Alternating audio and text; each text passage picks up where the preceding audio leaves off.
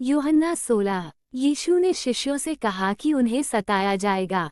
1 मैंने ये बातें तुम्हें इसलिए बताई हैं कि तुम ठोकर न खाओ। 2 वे तुम्हें आराधनालयों से बाहर निकाल देंगे, और वह समय आएगा जब जो कोई तुम्हें मार डालेगा वह ये सोचेगा कि मैं परमेश्वर की सेवा कर रहा हूँ। 3 वे ये काम इसलिए करेंगे क्योंकि उन्होंने न तो पिता को जाना है और न ही मुझे। 4 लेकिन मैंने ये बातें तुम्हें इसलिए बताई हैं कि जब समय आए तो तुम्हें याद आए कि मैंने इसके बारे में तुम्हें बता दिया था। पवित्र आत्मा आपको जो लाभ पहुंचाएगा। और ये बातें मैंने इसलिए तुमसे आरंभ में न कही कि मैं तुम्हारे साथ था। 5 परंतु अब मैं उसके पास जाता हूँ जिसने मुझे भेजा है, और तुम में से कोई मुझसे नहीं पूछता कि तू कहाँ जाता है। 6 परंतु मैंने जो ये बातें तुमसे कही इसलिए तुम्हारा मन शोक से भर गया। 7 फिर भी मैं तुमसे सच कहता हूँ कि मेरा जाना तुम्हारे लिए अच्छा है, क्योंकि यदि मैं न जाऊँ तो वह सहायक तुम्हारे पास नहीं आएगा, परंतु यदि मैं जाऊँगा तो उसे तुम्हारे पास भेजूँगा। 8 और जब वह आएगा तो संसार को पाप और धार्मिकता और न्याय के विषय में निरुत्तर करेगा। 9 पाप के विषय में इसलिए कि वे मुझ पर विश्वास नहीं करते।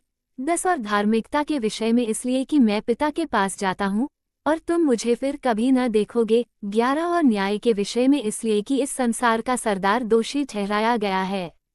12 मुझे तुमसे और भी बहुत सी बातें कहनी हैं, परंतु अभी तुम उन्हें सह नहीं सकते। 13 जब वह अर्थात सत्य का आत्मा आएगा तो तुम्हें सब सत्य का मार्ग बताएगा, क्योंकि वह अपनी ओर से न कहेगा, परंतु जो कुछ सुनेगा वही कहेगा और आने वाली बातें तुम्हें बताएगा। 14 वह मेरा आदर करेगा, क्योंकि वह मेरी बातें लेकर तुम्हें बताएगा। 15 जो कुछ पिता का है वह सब मेरा है, इसलिए मैंने कहा वह मेरी बातें लेकर तुम्हें बताएगा। 16 थोड़ी देर में तुम मुझे नहीं देखोगे और फिर थोड़ी देर में तुम मुझे देखोगे। 17 उसके चेलों में से कुछ ने आपस में पूछा, यह क्या है जो वो हमसे कहता है, थोड़ी देर में तुम मुझे नहीं देखोगे और फिर थोड़ी देर में तुम मुझे देखोगे, और क्योंकि मैं पिता के पास जाता हूँ। 18 उन्होंने कहा, इस थोड़ी देर में का क्या मतलब है? हम नहीं जानते कि वह क्या कह रहा है। 19 यीशु जानता था कि वे उससे पूछना चाहते हैं, इसलिए उसने उनसे कहा, क्या तुम एक दूसरे से पूछ रहे हो कि मेरा क्या मतलब था? थोड़ी देर में तुम मुझे नहीं देखोगे और फिर थोड़ी देर में तुम मुझे देखोगे। 20 मैं तुमसे सच सच कहता हूँ कि तुम रोओगे और विलाप करोगे, लेकिन दुनिया आनंदित होगी। तुम शोक करोगे, लेकिन तुम्हारा शोक आनंद में बदल जाएगा। एक महिला जब प्रसव पीड़ा में होती है तो वह दुखी होती है, क्योंकि उसका समय आ गया है, लेकिन जैसे ही वह बच्चे को जन्म देती है वो खुशी के साथ अपनी पीड़ा को फिर से याद नहीं करती है, क्योंकि एक आदमी दुनिया में पैदा हुआ है। 22 अब तुम्हें शोक है, लेकिन मैं तुम्हें फिर से देखूंगा और तुम्हारा दिल आनंदित होगा और तुम्हारा आनंद कोई तुमसे छीन नहीं सकता। और 24 अब तक तुमने मेरे नाम से कुछ नहीं मांगा और तुम उसे प्राप्त करोगे। 25 मैंने ये बातें तुमसे नीतिवचनों में कही हैं, परंतु वह समय आता है कि मैं तुमसे नीतिवचनों में और फिर ना कहूँगा, परंतु खोल खोल कर पिता के विषय में बताऊंगा। 26 उस दिन तुम मेरे नाम से मांगोगे और मैं तुमसे यह नहीं कहता कि मैं तुम्हारे लिए पिता से विनती करूंगा। 27 क्योंकि पिता तो आप ही तुमसे प्रेम रखता है, इसलिए कि तुमने मुझसे प्रेम रखा है और यह भी विश्वास किया है कि मैं परमेश्वर की ओर से निकल आया हूँ। मैं संसार छोड़कर पिता के पास जा रहा हूँ। 29 चेलों ने कहा, अब तू हमसे साफ साफ बात कर और बिना दृष्टांत कहे हमसे बात कर। 30 अब हम जानते हैं कि तू सब कुछ जानता है और तुझे इसकी जरूरत नहीं कि कोई तुझसे पूछे। इससे हम यकीन करते हैं कि तू परमेश्वर से आया है। 31 यीशु ने उनको उत्तर दिया, तो क्या तुम विश्वास करते हो? 32 देखो वो समय आ रहा है और वह समय आ रहा है जब तुम सबको अलग कर दोगे और मुझे अकेला छोड़ दोगे, परंतु मैं अकेला नहीं हूँ, क्योंकि पिता मेरे साथ है। 33 ये बातें मैंने तुमसे इसलिए कही हैं कि तुम्हें मुझमें शांति मिले। संसार में तुम्हें क्लेश होता है, परंतु धाड़स बांधो, क्योंकि मैंने संसार को जीत लिया है। इफिसियों 6:10-11 परमेश्वर का संपूर्ण कवच। 10 अंत में प्रभु में और उसकी शक्ति के प्रभाव में बलवंत बनो। 11 परमेश्वर के सारे हथियार बांध लो कि तुम शैतान की युक्तियों के सामने खड़े रह सको। 2 थिस्सलुनीकियों 3:3। 3 परंतु प्रभु सच्चा है, वह तुम्हें दृढ़ करेगा और दुष्ट से बचाएगा। 2 कुरिन्थियों 10:4-5। नया अंतर्राष्ट्रीय संस्करण। 4 जिन हथियारों से हम लड़ते हैं वे संसार के हथियार नहीं हैं, पर गढ़ों को ढा देने की ईश्वरीय शक्ति रखते हैं। 5 हम तर्क वितर्क और हर एक दिखावे को, जो परमेश्वर के ज्ञान के विरोध में खड़ा होता है, तोड़ डालते हैं और हर एक भावना को बंदी बनाकर मसीह का आज्ञाकारी बना देते हैं। 1 पतरस 5:8-9 सचेत हो और जागते रहो, क्योंकि तुम्हारा विरोधी शैतान गरजने वाले सिंह की नाई इस खोज में रहता है कि किसको फाड़ खाए। विश्वास में दृढ़ होकर और यह जानकर उसका सामना करो कि तुम्हारे भाई जो संसार में हैं, ऐसे ही दुख भुगत रहे हैं। याकूब 4:7-10। इसलिए परमेश्वर के अधीन हो जाओ और शैतान का सामना करो, तो वह तुम्हारे पास से भाग निकलेगा। परमेश्वर के निकट आओ, तो वह भी तुम्हारे निकट आएगा।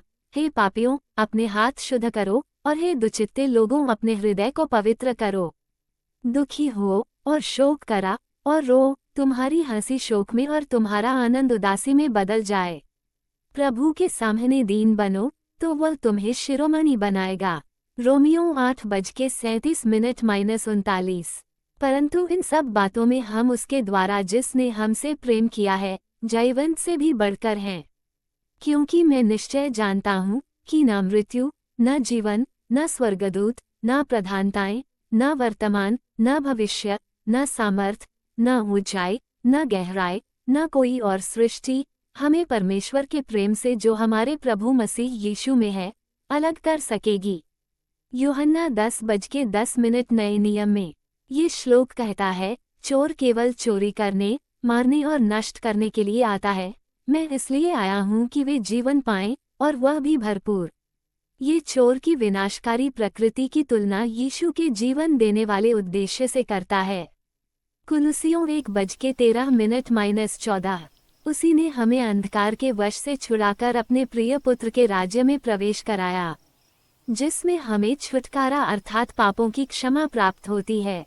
यूहन्ना शाम के 4:33। 33 मैंने ये बातें तुमसे इसलिए कही हैं कि तुम्हें मुझमें शांति मिले। संसार में तुम्हें क्लेश होगा, परंतु ढाढ़स बांधो, मैंने संसार को जीत लिया है। 1 कुरिन्थियों 10:13। 13 तुम किसी ऐसी परीक्षा में नहीं पड़े जो मनुष्य के सहने से बाहर है, और परमेश्वर सच्चा है, वो तुम्हें सामर्थ्य से बाहर परीक्षा में न पड़ने देगा। परंतु जब तुम परीक्षा में पड़ोगे तो उससे निकलने का उपाय भी निकालेगा कि तुम सह सको। मत्ती 26:41 में लिखा है, जागते रहो और प्रार्थना करो कि तुम परीक्षा में न पड़ो। आत्मा तो तैयार है, परंतु शरीर दुर्बल है। ये श्लोक यीशु द्वारा अपने शिष्यों, विशेष रूप से पतरस से कहा गया था, जब वे गेत्सेमन के बगीचे में प्रार्थना करते समय बार बार सो जाते थे। ये प्रलोभन का विरोध करने की आस्तिक की आध्यात्मिक इच्छा और उनकी शारीरिक प्रकृति की कमजोरी के बीच संघर्ष को उजागर करता है। याकूब 1:2-4। ये मेरे भाइयों, जब तुम नाना प्रकार की परीक्षाओं में पढ़ो तो इसको पूरे आनंद की बात समझो, ये जानकर कि तुम्हारे विश्वास के परखे जाने से धीरज उत्पन्न होता है। पर धीरज को अपना पूरा काम करने दो कि तुम पूरे और सिद्ध हो जाओ और तुम में किसी बात की घटी न रहे। याकूब 1:14। परंतु प्रत्येक व्यक्ति अपनी ही अभिलाषा में खींचकर और फंसकर परीक्षा में पड़ता है। फिर अभिलाषा गर्भवती होकर पाप को जनती है, और पाप जब बढ़ जाता है तो मृत्यु को उत्पन्न करता है। इफिसियों 4:25-27। 25 इसलिए झूठ बोलना छोड़कर हर एक अपने पड़ोसी से सच बोले, क्योंकि हम एक दूसरे के अंग हैं। 26 क्रोध तो करो, पर पाप मत करो, सूर्य अस्त होने तक तुम्हारा क्रोध न रहे। 27 शैतान को अवसर मत दो। इफिसियों 5 NKJV। इफिसियों 5 प्रेम में चलो। 1 इसलिए प्यारे बच्चों की तरह परमेश्वर के सदृश बनो। 2 और प्रेम में चलो, जैसे मसीह ने भी हमसे प्रेम किया और हमारे लिए अपने आप को परमेश्वर के आगे सुखदायक सुगंध के लिए भेंट करके बलिदान कर दिया। 3 पर जैसा पवित्र लोगों के योग्य है, वैसा तुम में व्यभिचार और किसी प्रकार की अशुद्धता या लोभ की चर्चा तक न हो। 4 न निर्लज्जता, न मूर्ता की बातचीत, न ठट्ठा, क्योंकि ये बातें उचित नहीं, वरन धन्यवाद ही सुना जाए। 5 क्योंकि तुम ये जानते हो कि किसी व्यभिचारी या अशुद्ध जन या लोभी मनुष्य की, जो मूरत पूजने वाले के बराबर है, मसीह और परमेश्वर के राज्य में मीरास नहीं। 6 कोई तुम्हें व्यर्थ बातों से धोखा न दे, क्योंकि इन्हीं के कारण परमेश्वर का क्रोध आज्ञा न मानने वालों पर भड़कता है। 7 इसलिए तुम उनके सहभागी न हो, प्रकाश में चलो। 8 क्योंकि तुम तो पहले अंधकार थे परंतु अब प्रभु में ज्योति हो, ज्योति की संतान के समान चलो। 9 क्योंकि आत्मा का फल सब प्रकार की भलाई, धार्मिकता और सत्य है। 10 और ये परखते रहो कि प्रभु को क्या भाता है। 11 और अंधकार के निष्फल कामों में सहभागी न हो, वरन उनका पर्दाफाश करो। 12 क्योंकि जो काम वे गुप्त में करते हैं, उनकी चर्चा करना भी लज्जा की बात है। 13 परंतु जो कुछ प्रकट होता है, वह ज्योति के द्वारा प्रकट होता है, क्योंकि जो कुछ प्रकट होता है, वह ज्योति ही है।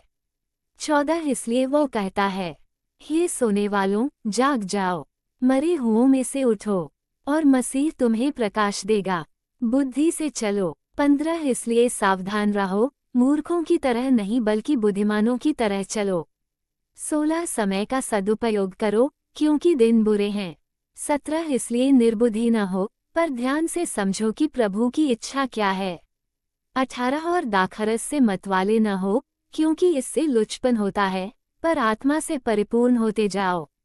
19 और आपस में भजन और स्तुतिगान और आत्मिक गीत गाया करो, और अपने अपने मन में प्रभु के लिए गाते और कीर्तन करते रहो। 20 और हर समय सब बातों के लिए हमारे प्रभु यीशु मसीह के नाम से परमेश्वर पिता का धन्यवाद करते रहो। 21 और परमेश्वर के भय से एक दूसरे के अधीन रहो।